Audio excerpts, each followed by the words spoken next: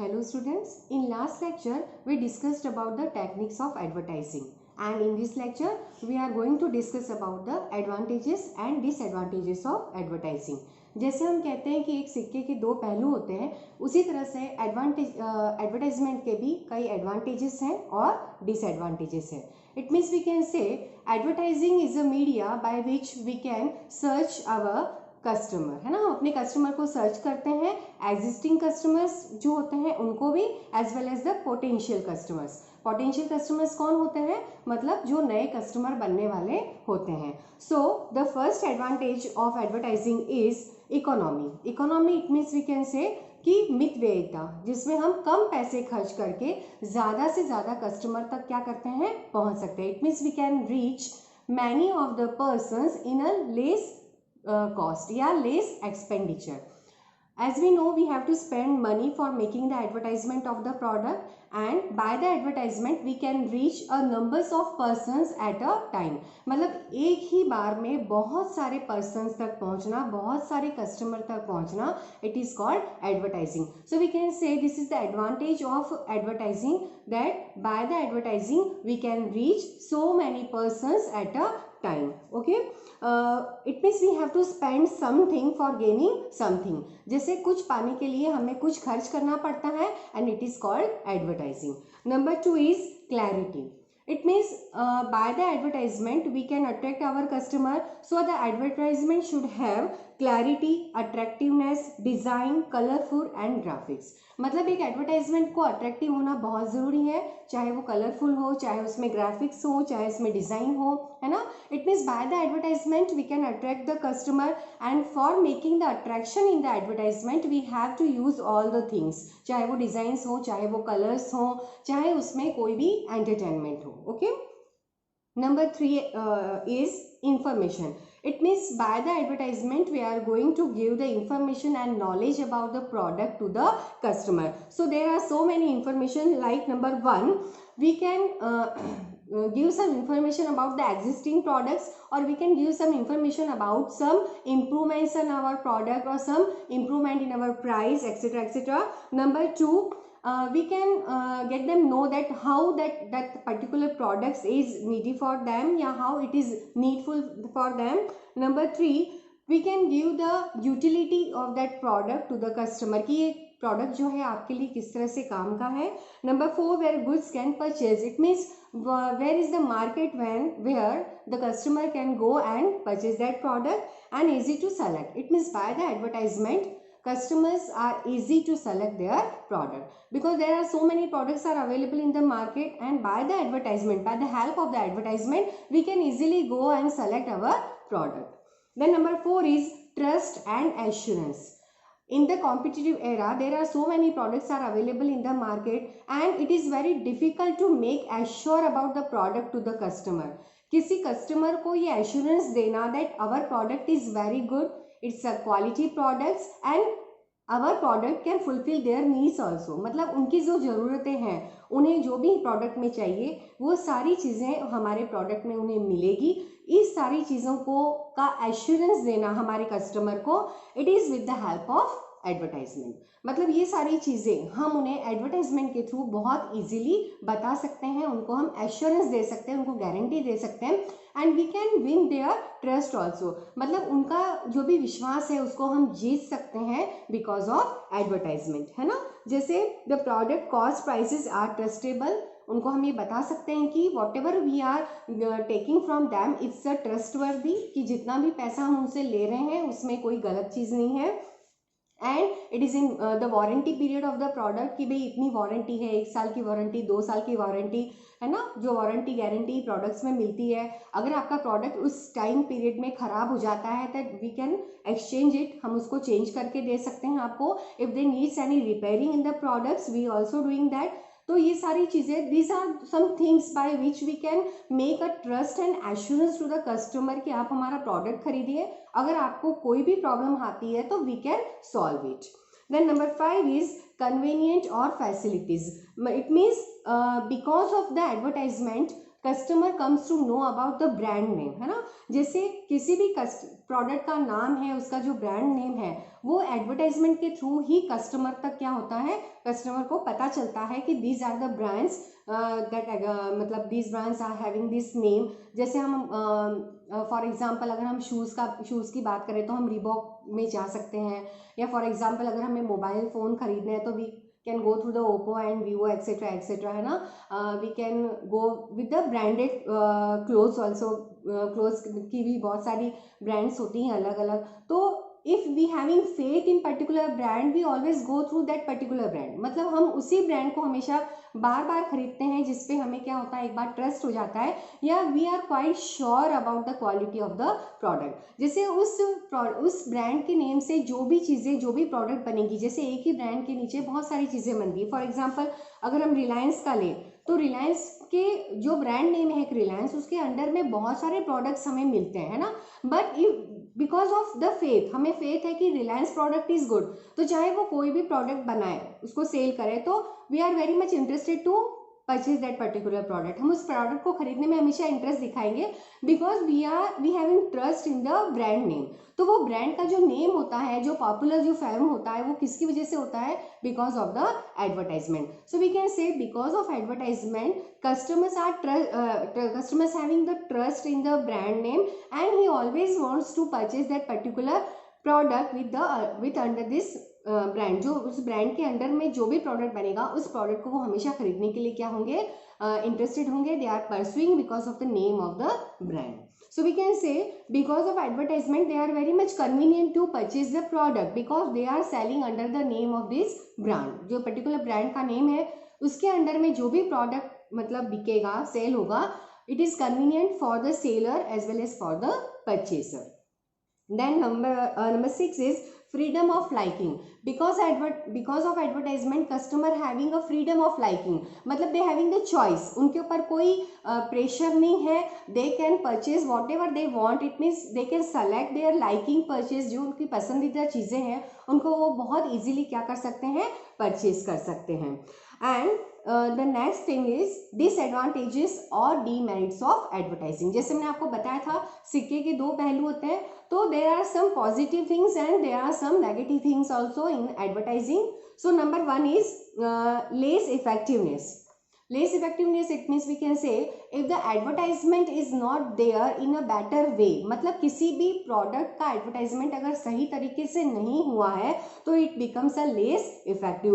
we can say advertisement is a non personal presentation, है ना। it means advertisement में कोई भी फेस टू फेस एडवर्टाइजमेंट नहीं हो रहा है। We are watching on the television, we are read in the newspaper, so there are no we can say the personal communication between the seller and buyer। because of the advertisement there is we can say there is a non personal presentation of advertisement and sometimes it becomes less effectiveness। जैसे अगर हम TV पर अगर कोई advertisement देख रहे हैं तो it's not sure that it will spread a good attractiveness bye the advertisement, कि कस्टमर को अट्रैक्ट करने में वो मतलब फुलफिल हुआ ही है, सक्सेस हुआ ही है, इस चीज़ को लेके हम मतलब श्योर नहीं हो सकते। And sometimes some scholars commented that money spent or advertisement is wasteful. कुछ स्कॉलर्स का ये मानना है कि जितना भी पैसा हम एडवर्टाइजमेंट में स्पेंड करते हैं इट इज़ वेस्टफुल, मतलब इसका कोई मतलब नहीं है, because all advertisement is not effective, है ना। वो इफेक्टिव नहीं है, या जितना इफेक्ट एक कस्टमर पर पड़ना चाहिए उतना वो नहीं पड़ता है। So the money whatever we are spend for making the advertisement it is waste. And some scholars commented that advertisement leads to falsehood in business. Falsehood का मतलब क्या होता है, गलत मतलब गलत तरीके से या गलत कुछ ऐसा लोगों पे इम्पैक्ट पड़ता है बिकॉज ऑफ एडवर्टाइजमेंट। मतलब सही तरीका या सही चीज़ जो मतलब होनी चाहिए कस्टमर्स के साथ में वो नहीं होती है। Sometimes customers get cheated because of the advertisement. Then number 2 is fully default sales organisation. Sometimes we are making a good product, we are giving a good advertisement on the television, in newspaper etc, but there is a fully default sales। it means बहुत बार ये होता है कि advertisement कितना भी अच्छा है, product कितना भी अच्छा है, लेकिन if there is a default in the sales organisation it is waste. मतलब फॉर एग्जांपल मैंने अपने प्रोडक्ट का बहुत अच्छा ऐड दिया है, ठीक है, न्यूज़पेपर में या टीवी पे, टेलीविजन पे, और मेरा प्रोडक्ट बहुत ही अच्छी क्वालिटी का है, they having a lesser prices also, but if the salesman are not taking interest for selling my product it is waste. मैंने कितना भी अच्छा ऐड कर दिया, मैंने कितना भी क्वालिटी प्रोडक्ट बना दिया, लेकिन जिस भी शॉप पे मेरा प्रोडक्ट बिक रहा है उस शॉप का शॉपकीपर मतलब जो सेल्समैन है, अगर वो उसको तरीके से नहीं बेच रहा है, उसको बेचने में वो इंटरेस्ट नहीं ले रहा है, तो मेरे किया हुआ सारा एडवर्टाइजमेंट क्या हो जाएगा, वेस्ट हो जाएगा। So we can say salesman must be effective, है ना। जब तक सेल्समैन इफेक्टिवली उस प्रोडक्ट को नहीं बेचेगा तब तक मैं ना तो मेरा प्रोडक्ट अच्छा है या मैंने कितना भी अच्छा एडवर्टाइजमेंट किया है it is waste. So there should be a effective salesman. जब तक अच्छे से उस चीज को बेचा नहीं जाएगा, if the salesman is not giving a proper attention to the customer it is waste. Number 3 is burden upon consumers.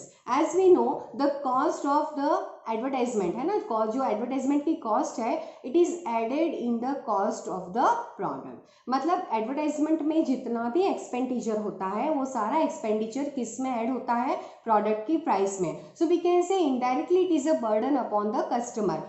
We are the customer. If we are purchasing something, it means we are paying the money for the advertisement also.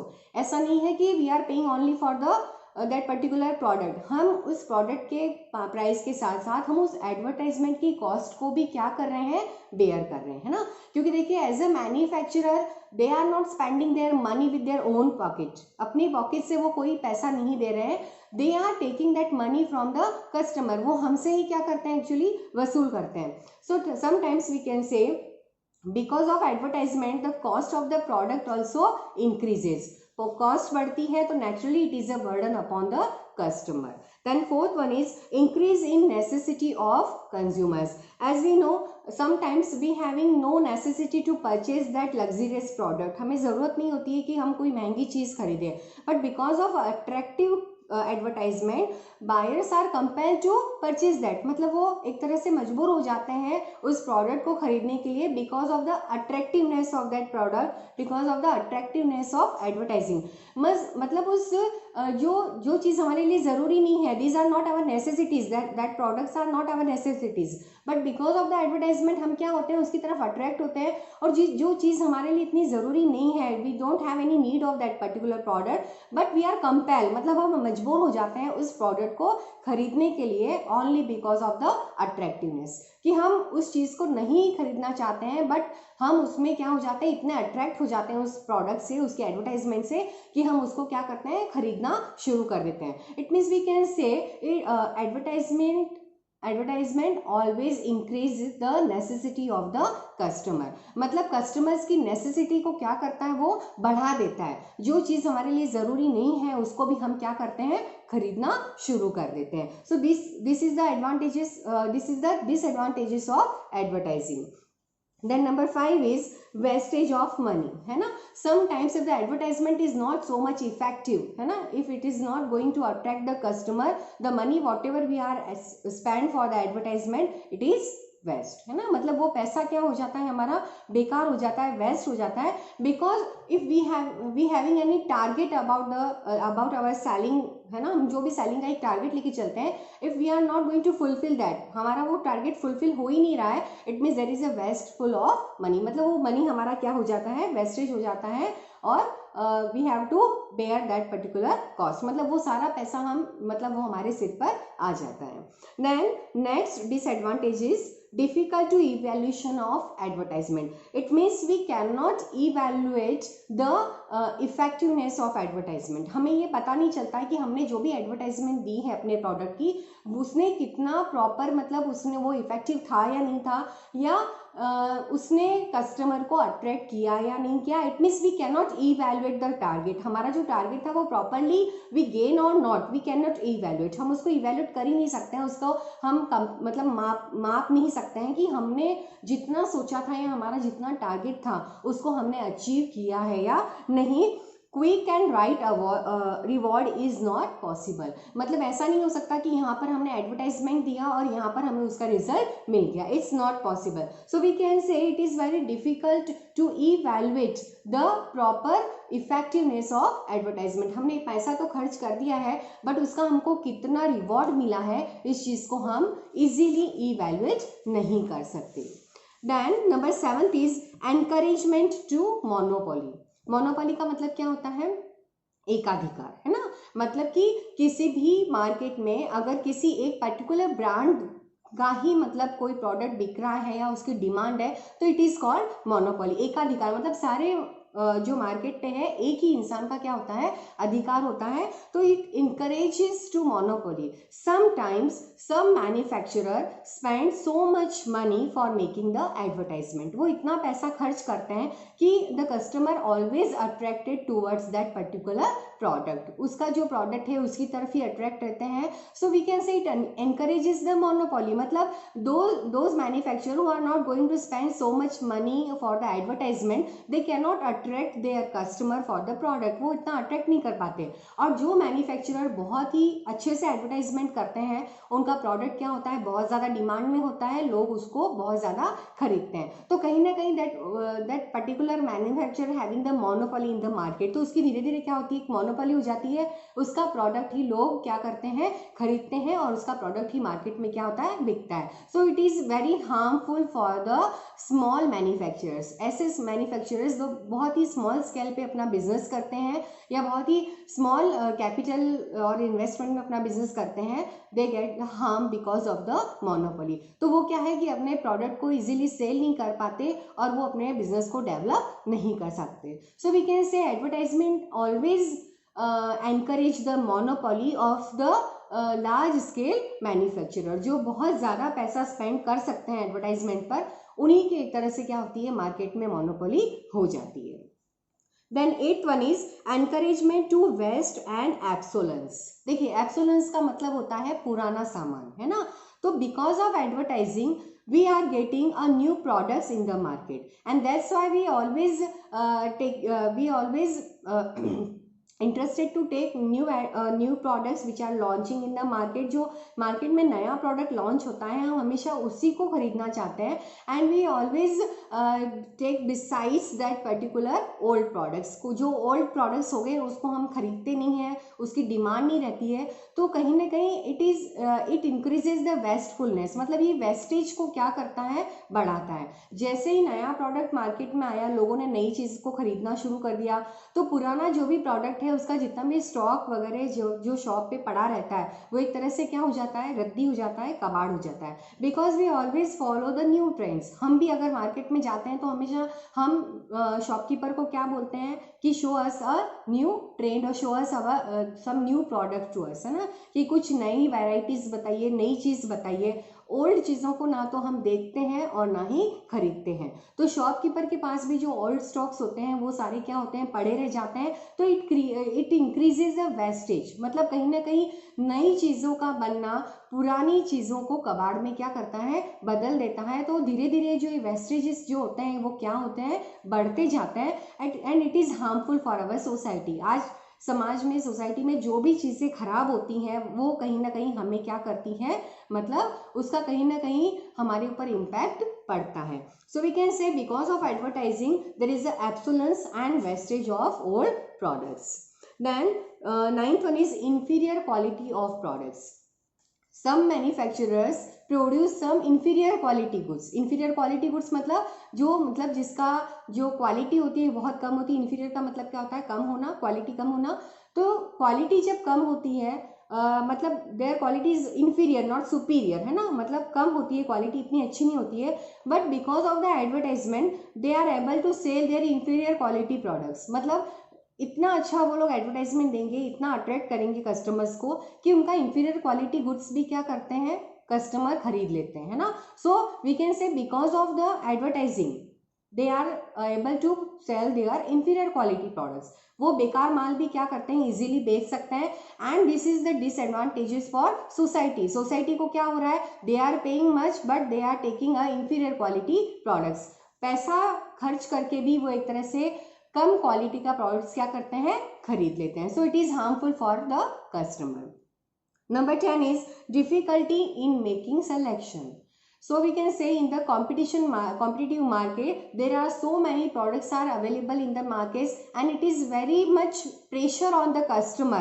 Then which type of product they have to select, which type of product they have to purchase. It means it encourages some disturbance in the mind of the customer कि वो इतना mentally मतलब pressure में आते हैं या they get confuse कि भाई हम कौन सा प्रोडक्ट खरीदें, because there are so many products are available in the markets and sometimes it leads a confusion among the customer. वो इतना कंफ्यूजन में हो जाते हैं कि हम कौन सा प्रोडक्ट खरीदें और कौन सा नहीं खरीदें. सो because of advertisement sometimes it creates a confusion among the customer for selecting the product.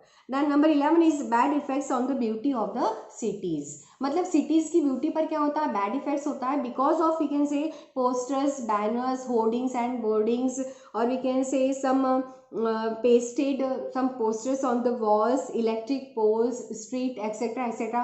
जहाँ पर भी एडवर्टाइजमेंट के लिए जो भी चीज़ें लगाई जाती हैं या लिखी जाती है, it is harmful for the beauty of the cities. मतलब हमारी सिटी जो है उसकी ब्यूटी को क्या होता है, एक तरह से हार्म होता है. जगह जगह होर्डिंग और बोर्डिंग्स लगाने से हमारी जो सिटी की जो सुंदरता है उसके ऊपर एक गलत इम्पैक्ट पड़ता है. Then number 12 is lack of elasticity. Lack of elasticity, it means sometimes there is a increase in demand but there is a decrease in supply. Sometimes there is a decrease in demand and increase in supply. So there is a lack of elasticity. मतलब जो चीज़ एक particular होनी चाहिए, जिस level पे होनी चाहिए, वो नहीं होती है. जैसे एक तो ये चीज़ होगी कि जो एडवर्टाइजमेंट हम बना रहे हैं, it depends on the different customers, है ना. Sometimes different levels of customers wants और different types of advertisement, but there is a lack of elasticity in advertisement. Advertisement में लैक ऑफ इलास्टिसिटी कैसे होती है, जैसे there are 3 levels of society, we know upper level, middle level and lower level. So each type of level needs a different type of advertisement. एक ही advertisement हम तीनों level के लिए बना रहे हैं तो इट्स नॉट नेसेसरी कि we can attract them with the same advertisement. एक ही एडवर्टाइजमेंट के थ्रू हम तीनों लेवल्स को अट्रैक्ट कर सके या सारे कस्टमर्स को अट्रैक्ट कर सके, इट इज़ नॉट पॉसिबल, है ना. और ऐसा नहीं हो सकता है कि हम तीनों अलग अलग लेवल के लिए, तीनों स्टैंडर्ड्स के लिए हम अलग अलग एडवर्टाइजमेंट बनाएं. तो हम ये कह सकते हैं कि एडवर्टाइजमेंट हर लेवल के कस्टमर्स को अट्रैक्ट करे, ये ज़रूरी नहीं है. So there is a lack of elasticity, जिसमें हम एक ही टाइम में या एक ही एडवर्टाइजमेंट से में सारे कस्टमर्स को अट्रैक्ट नहीं कर सकते. Then 13th is publicity of misrepresentation of matters. Representation of matters, जैसे मैंने आपको बताया था, there are so many techniques of advertising जो हमने पढ़ा था लास्ट लेक्चर में, like giving some datas, giving some figures, some we can say some type of questioning with the customer, है ना. मैंने आपको बताया टेक्निक्स थी जिसमें जो प्रोड्यूसर्स होते हैं, they are presenting some datas and figures and that selling numbers of their products कि हमने इतना माल बेचा है, हमारा प्रोडक्ट इतना बिकता है, उसके फिगर्स बताना, उसके डाटाज बताना, स्टैटिस्टिक्स बताना, ये सारी चीज़ें. तो sometimes they are misleaded the customer. गलत फिगर्स बताकर, गलत डाटास बता के, गलत नंबर्स बताकर वो बहुत बार क्या करते हैं, अपने कस्टमर्स को मिसलीड करते हैं, है ना. मिसलीड करना मतलब धोखा देना एक तरह से. मतलब गलत डाटास की हमने इतने हज़ारों, इतने लाखों प्रोडक्ट्स बेच लिए हैं, there are so many numbers of persons who are purchasing our product. तो ये सारी गलत इंफॉर्मेशन देकर क्या करना, कस्टमर को अट्रैक्ट करना, ये भी एक तरह से क्या है, डिसएडवांटेजेस है किसका, एडवर्टाइजमेंट का. मतलब for selling their product, producer can use some misleads data and figures for the customer. बहुत सारी गलत चीज़ें बताकर भी वो अपने कस्टमर्स को क्या करते हैं, अट्रैक्ट करते हैं. Then number 14 is inelastic demand of products. Inelastic demand of products, it means comparatively if there is a proportionate change in demand is less than proportionate change in price. मतलब demand में जितनी changes हुई है वो कम है price से. Price में हमने चेंजेस की हैं और प्राइस में चेंजेस होने के बाद में डिमांड में जो चेंजेस होनी चाहिए, द प्रोपोर्शनेट चेंजेस जो होने चाहिए, वो अगर कम है तो it means advertisement is not good for the producer. मतलब डिमांड हमेशा प्रोपोर्शनेटली चेंज होनी चाहिए according to the proportionate change in the prices में चेंज जिस तरीके का आ रहा है उसी तरीके का अगर डिमांड में चेंजेस नहीं है तो इट इज कॉल्ड इनइलास्टिक, है ना। जैसे अगर प्राइसेस कम हुई है तो क्या होना चाहिए, हमारी डिमांड भी बढ़नी चाहिए। प्राइसेस इंक्रीज होती हैं सपोज इन केस, तो डिमांड क्या हो जाती है, कम हो जाती है। So there should be a proportionate change, और अगर वो प्रोपोर्शनेट चेंज नहीं होता है तो it is called inelastic demand of products. Number 15th is social evils. Sometimes because of advertisement it encourages the social evils. Social evils क्या होता है, जैसे धूम्रपान करना, गुटखा खाना, ये सिगरेट्स पीना या दारू पीना, है ना, अल्कोहल जो होता है। तो बिकॉज ऑफ बीड़ी पीना, वाइन पीना, these are the social evils. और sometimes because of advertisement the youth get attracted towards that particular products. जो नौजवान हमारी पीढ़ी है वो इन सारे सोशल लेवल्स की तरफ क्या होती है, अट्रैक्ट होती है। It means we can say because of this advertisement it misleads a youth generation. जो हमारी न्यू जनरेशन है वो कहीं ना कहीं गलत संगत में, गलत आदतों में पड़ती है, and they are spending their money for the harmful things. Wine है, बीड़ी है, सिगरेट्स है, इनकी तरफ वो अट्रैक्ट होती है और ये हार्मफुल होता है उनकी हेल्थ के लिए। So because of this disadvantages, मतलब we can say there are so many disadvantages of advertising also. ऐसा नहीं है कि किसी भी चीज़ में सिर्फ एडवांटेजेस ही हो, बहुत सारी चीज़ों के डिसएडवांटेजेस होते हैं। जैसे मैंने आपको बताया कि जितने भी सोशल इविल्स हैं they are get encourages because of the advertisement. So these are the disadvantages of advertisements. We completed this chapter now and in next lecture we start new chapter. Thank you.